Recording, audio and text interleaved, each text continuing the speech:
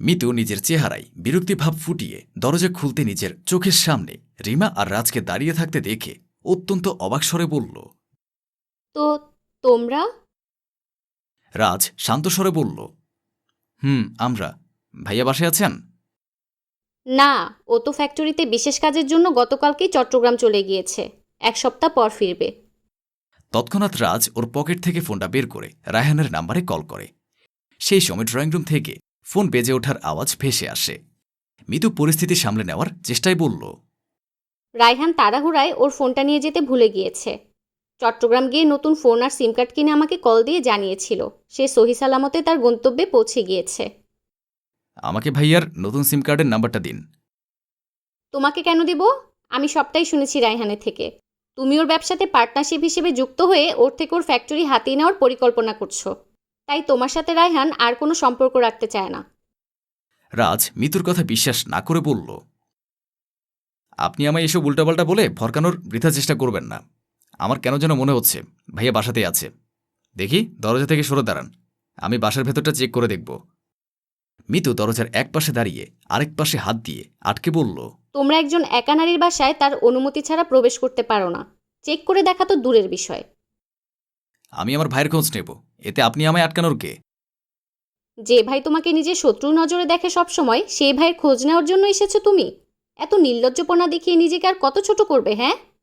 আমি আমার ভাইকে নিজ চোখে দেখা কিংবা তার কণ্ঠ না শোনা পর্যন্ত এই জায়গা থেকে এক পাও নড়ব না।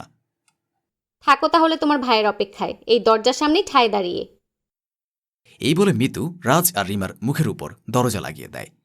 রাজ আবার কলিং বেল বাজাতে হাত বাড়াতে নিলে রিমা রাজের হাত ধরে ওকে আটকে দেয়।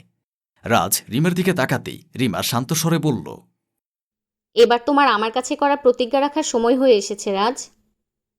রিমার কথা শুনে রাজের চোখ দুটো ছলছল করে ওঠে। রিমা রাজের হাতের বাহু ধরে বলল, চলো, বিকেল 5টায় আমাদের কুয়েতে ফেরার ফ্লাইট আছে। অলরেডি 2টা বাজে এখানেই। রাজ রিমার কথার কোনো প্রতিউত্তর করল না। রিমা রাজের হাত ধরে ওকে সেখান থেকে নিয়ে চলে গেল নিজ গন্তব্যের উদ্দেশ্যে। বেশ কিছু সময় পর মিতু আবারও মূল দরজার সামনে এসে দাঁড়িয়ে ভাবে, উটকো ঝামেলা দুটো কি আদৌ চলে গিয়েছে? দরজা খোলা কি এখন ঠিক হবে? খুলে দেখি একবার, অনেক সময় তো পেরিয়ে গেল। নিজেদের মাঝে সামান্যতম আত্মসম্মানবোধ থাকলে নিশ্চয়ই চলে যাবে। এই বলে মিতু দরজা খুলে। দরজা খুলতেই সামনে কাউকে না দেখে মিতু ওর বুকের উপর এক হাত রেখে স্বস্তির নিঃশ্বাস ফেলে আবারও দরজা ভেতর থেকে আটকে দিয়ে দ্রুত পায়ে সে রুমের দিকে এগিয়ে যায়, যেখানে সুমন রায়হানকে নিয়ে লুকিয়েছিল। রাজরিমা চলে গিয়েছে জানার পর সুমন রায়হানকে টেনে আবারও ড্রয়িং রুমের মাঝে এনে মিতুর সাহায্য নিয়ে চেয়ারে বসিয়ে দিয়ে হাতের বাঁধন খুলে আগের মতো চেয়ারের হাতলের সাথে 2 হাত বেঁধে দেয়। রায়হান তখনও সেন্সলেস ছিল। মিতু আবারও এক গ্লাস পানি এনে রায়হানের মুখের উপর ছুঁড়ে মারে। সঙ্গে সঙ্গে রায়হানের সেন্স ফিরে আসে। রায়হান চোখ মেলে তাকাতেই নিজের চোখের সামনে মিতু আর সুমনের বিশ্রী হাসি মাখা মুখশ্রী দেখতে পায়। রায়হান চোখ নামিয়ে নেয়। সুমন হাসি মুখে মিতুকে বলল, যাও, গিয়ে সম্পত্তির কাগজগুলো নিয়ে এসো। এখন আর দেরি করে সময় নষ্ট করতে চাই না। শুভ কাজ যত তাড়াতাড়ি সম্ভব শেষ করাই উত্তম। মিতু তৎক্ষণাৎ রুমে চলে যায়। কিছু সময় পর সম্পত্তির কাগজগুলো এনে সুমনের হাতে তুলে দেয়। সুমন রায়হানের কাছে গিয়ে হাঁটু গেড়ে ওর সামনে বসে বলল, এক হাতের বাঁধন খুলে দিচ্ছি, কোনো রকম ভনিতা বা চালাকি করার চেষ্টা করো না। সম্পত্তির কাগজে ভদ্র ছেলের মতো সাইন করে দিন, মিস্টার বোকা বুড়োবাম। ওয়েট, আমরা রিস্ক নিতেই বা যাবো কেন? মিতু, বলো চান। আরেকটা ওড়না নিয়ে আসো, যাও। মিতু তৎক্ষণাৎ রুমে গিয়ে নিজের আরেকটা ওড়না নিয়ে আসে। এবার ওড়না এ বুড়োর গলায় বাঁধো, হালকা করে। যদি দেখেছ এক হাতের বাঁধন খোলা পেয়ে বুড়ো কোনো রকম চালাকি করার বিন্দুমাত্র চেষ্টা করেছে, তাহলে ওড়নার মাথা দুটো শক্তভাবে টেনে তুলবা, যেন এখানে পুরো শ্বাসরুদ্ধ হয়ে মারা যায়। ঠিক আছে। এই বলে মিতু রায়হানের গলায় হালকা করে ওড়নাটা বেঁধে ওড়নার দুপাশ নিজের হাতেই ধরে রাখে। অতঃপর সুমন রায়হানের 2 পায়ের উরুর উপর সম্পত্তির কাগজ রেখে ওর ডান হাতের বাঁধন খুলে দেয়। রায়হান প্রতিবাদ করার বা নিজেকে ছাড়ানোর কোনো রকম চেষ্টা না করে সুমনের দেখানো জায়গায় একের পর এক সাইন করে দিয়ে হাতটা আবারও চেয়ারের হাতলের উপর রেখে দেয়। রায়হানের এমন কাজে মিতু আর সুমন দুজনেই বেশ আশ্চর্য হয়ে যায়, কিন্তু কিছু বলে না। সুমন আবারও রায়হানের ডান হাতটি বেঁধে দিয়ে মিতুকে বলল, ওনার গলা থেকে ওড়নাটি খুলে ফেলো মিতু, আমাদের কাজ অবশেষে সাকসেসফুল হলো। এখন এই বুড়োবাম আমাদের আর কোনো কাজে আসবে না, তাই একে বাসা থেকে চিরদিনের জন্য বের করে দাও। আজকের দিনটা এভাবেই বাধা অবস্থায় থাক। আজ একবারই পরপর অনেকগুলো শক পেল। শর্টগুলো পাওয়ার পর কেমন যেন শান্ত হয়ে গিয়েছে বুড়োটা। আমার মনে হয় খুব বেশি সময় লাগবে না বুড়োর মানসিক শক্তি হারিয়ে পাগল হতে। তাই আগামীকাল তুমি আর আমি মিলে একে কোনো পাগলাগারদে ভর্তি করে দিয়ে আসব। জীবনের বাকি সময়টা সেখানেই কাটিয়ে দিবে বাকি পাগলদের সাথে। সুমন মিতুর কথাগুলো শুনে উচ্চস্বরে হেসে উঠে বলল, আচ্ছা ঠিক আছে, তাই হবে। 5 বছর পর কলিং বেল বাজতেই মিতু এসে দরজা খুলে দেয়। ক্লান্তিভাব নিয়ে সুমন এক হাতে ওর গলায় থাকা টাইটা ঢিলা করতে করতে বাসায় প্রবেশ করে। অন্য সোফায় বসে রাগী স্বরে বলল, শেষবারের মারের কথা কি ভুলে গিয়েছিস তুই? এই ভুলের জন্য যে শেষবার মার খেয়ে 7 দিন বিছানা থেকে উঠতে পারিসনি, বিছানায় মলমূত্র ত্যাগ করতে 2-3 দিন পর পর খাবার পাইতি। মনে হচ্ছে তখন খুব মজা পেয়েছিলি, তা এখন আবার তো তেমন অবস্থা যেন করি, সেজন্য বার বেড়েছিস। আমি বাসে এসেছি এত সময় হলো, এখন আমাকে ঠান্ডা পানি এগিয়ে দিসটি তুই। তাহলে এখন তোর সে পূর্বের অবস্থা আবার উপভোগ করার জন্য নিজেকে মানসিকভাবে প্রস্তুত কর। এই বলে সুমন সোফা ছেড়ে উঠে মিতুর দিকে এগোতে নিলেই মিতু ওর পেছনে রাখা হাতটি সামনে এনে ধরে। সেই হাতে ছিল একটি বন্দুক। মিতুর হাতে বন্দুক দেখে সুমনের পা আগের স্থানেই থেমে যায়। সুমন ভরকে যাওয়া কণ্ঠে বলল, বন্দুক? তুই বন্দুক কোথায় পেলি রে? এটা নিশ্চয়ই খেলনা বন্দুক। আমাকে ভয় দেখানোর চেষ্টা করছিস সেটা দিয়ে? মিতু উচ্চস্বরে বলল, ভুলেও এক পা সামনের দিকে বাড়ানোর চেষ্টা করো না সুমন। আর আমার হাতে থাকা এই বন্দুকটি কোনো খেলনা বন্দুক নয়, এটা লাইসেন্স করা আসল বন্দুক। এই বন্দুকে বর্তমানে 2টা বুলেট ভরা আছে, যার একটা বুলেটই যথেষ্ট তোমাকে এই পৃথিবী থেকে মুছে ফেলার জন্য। মিতুর কথায় সুমন এবার কিছুটা ভয় পেয়ে যায়। সুমনের কপালে বিন্দু বিন্দু ঘাম জমতে শুরু করেছে। সুমন ভীতস্বরে বলল, মিতু সুইটার্ট আমার, তুমি তো আমার লক্ষ্মী বউ, বলো।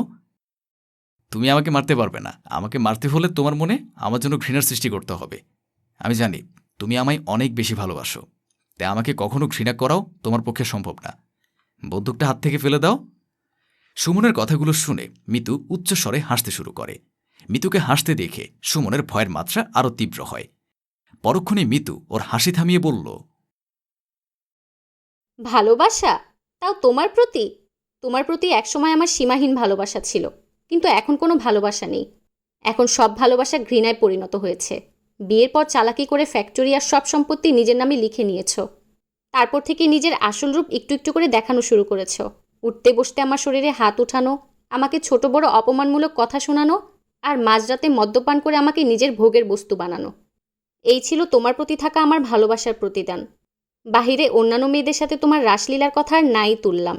গত 5টি বছর ধরে অনেকবার ভেবেছিলাম তুমি হয়তো একদিন পরিবর্তন হয়ে যাবে, সব অন্যায় কাজ ত্যাগ করে আমাকে আপন করে নিবে, একটু ভালোবাসা দিবে। কিন্তু না, প্রতিবারই তুমি আমাকে ভুল প্রমাণিত করেছ। দিনকে দিন তোমার অত্যাচার সহ্য করতে করতে আমার সহ্য ক্ষমতার বাঁধ পুরোপুরিভাবে ভেঙে গিয়েছে।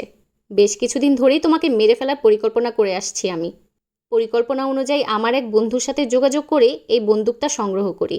বন্দুকটা নিজের নামে লাইসেন্সও করে নেই। তুমি আমার সাথে যা যা অন্যায় করেছ, আজ সেই সব অন্যায়ের জন্য তোমাকে শাস্তি পেতে হবে। আজ তোমাকে শাস্তি দেওয়ার জন্য সেই উত্তম সময়ও এসে গিয়েছে। সময় হয়েছে তোমাকে আলবিদা জানানোর। সুমন অনেক ভয় পেয়ে যায় মিতুর কথাগুলো শুনে। সুমন অনুরোধের সুরে বলল, মিতু আমি মানছি আমি তোমার সাথে অনেক বড় অন্যায় করেছি। তার মানে এই নয় তুমি আমাকে মেরে ফেলে শাস্তি দিবে। আমি আমার করা সব ভুলগুলো শুধরে নেব, ভালো হয়ে যাব পুরোপুরি। আমাকে মেরো না।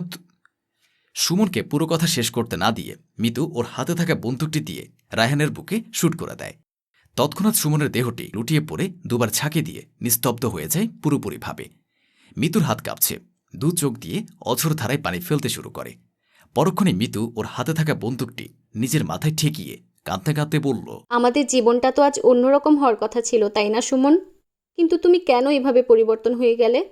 আমাকে কি একটু ভালোবাসা যেত না? কেন আমাকে বাধ্য করলে তোমায় মারার জন্য? এখনই অগোছালো জীবন নিয়ে আমিই বা বেঁচে থাকবো কি করে বলো? তুমি আমাকে সত্যিকারে ভালো না বাসতে পারো, কিন্তু আমি তো তোমাকে ভালোবাসি। যতই মুখে বলি না কেন আমি তোমায় ঘৃণা করি, কিন্তু সত্যি তো তোমার কথাই, আমি তোমায় অনেক বেশিই ভালোবাসি। তাই তোমাকে কখনো ঘৃণা করাও আমার পক্ষে সম্ভব না।